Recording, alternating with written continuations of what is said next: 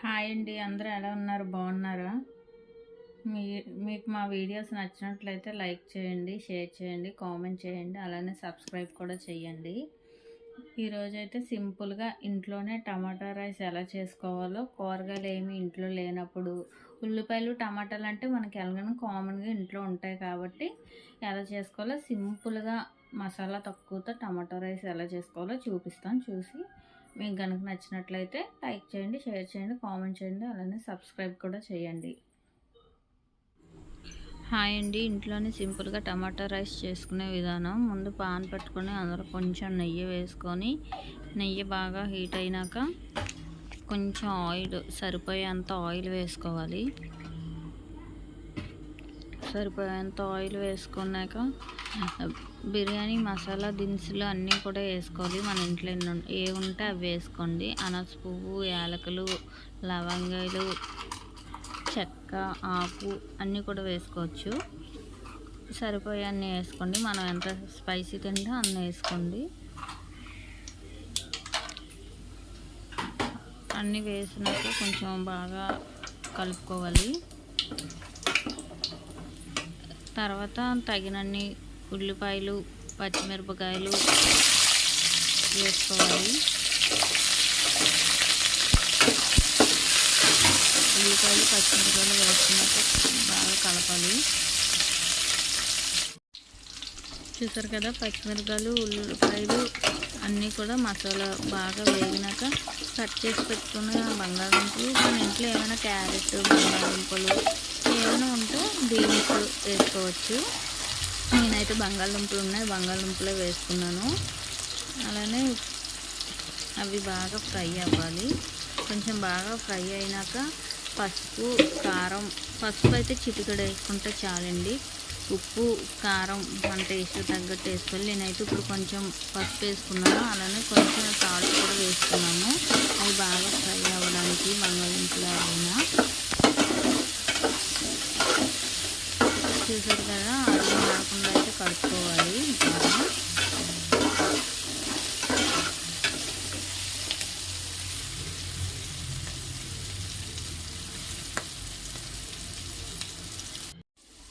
ఇప్పుడైతే ఇవన్నీ బాగా వేగాయి కదా, అప్పుడైతే మనం టమాటా పేస్ట్ అయితే చేసి వేసుకోవాలి. అలానే ముక్కలైనా వేసుకోవచ్చు, టమాటా ముక్కలైనా వేసుకొని బాగా మగ్గిన వరకు ఉంచి అప్పుడు రైస్ వేయాలి. నేనైతే చూడండి టమాటా పేస్ట్ చేసి వేసుకున్నాను.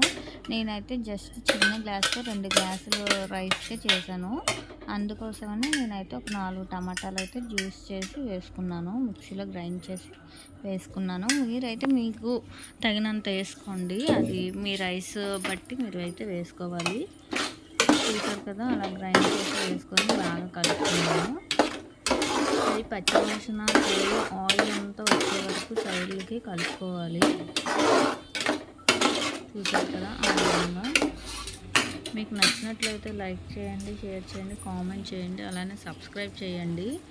తప్పకుండా మీ ఇంట్లో కూడా ట్రై చేయండి, చాలా బాగుంటుంది.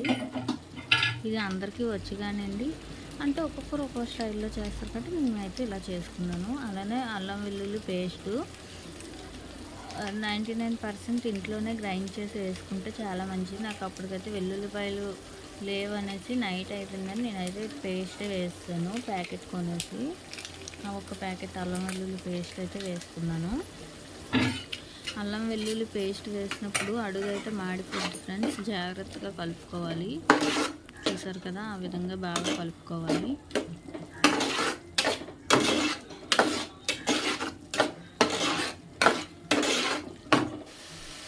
చూసారు కదండి, ఇలా అయితే బాగా ఫ్రై అయినాక నేనైతే బాస్మతి రైస్తో చేస్తున్నాను.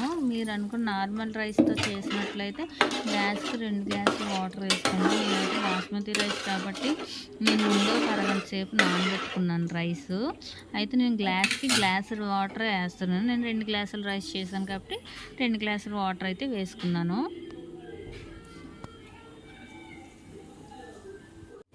చూసారు కదా, ఈ విధంగా అయితే ఎసరు మరగాలి. మరుగుతున్నప్పుడే ఉప్పు చూసుకోండి, తగినంత వేసుకోండి. నేనైతే అరగంట ముందు నానబెట్టుకున్నాను అని చెప్పాను కదా బాస్మతి రైస్ అయితే వేసుకున్నాను బాగా.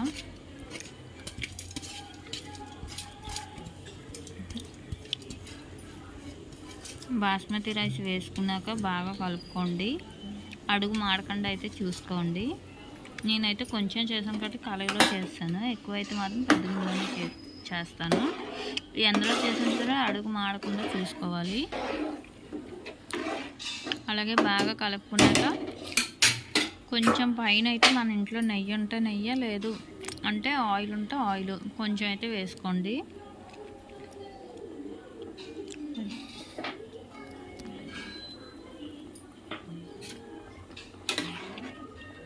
వేసుకున్నాక బాగా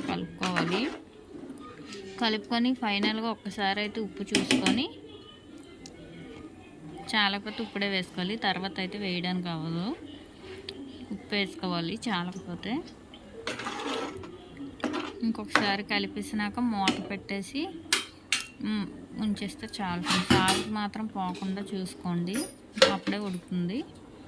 మూత పెట్టేయండి, ఉప్పు అన్నీ చూసుకొని మూత పెట్టేయండి. చూసారు కదా, నేనైతే అప్పుడు వీడియో తీయడం మర్చిపోయాను ఫ్రెండ్స్. ఈ విధంగా అయితే టమాటో రైస్ చాలా టేస్టీగా వస్తుంది. మీరు కూడా తప్పకుండా మీ ఇంట్లో ట్రై చేసి ఎలా వచ్చిందో మాకు కామెంట్లో తెలియజేయండి.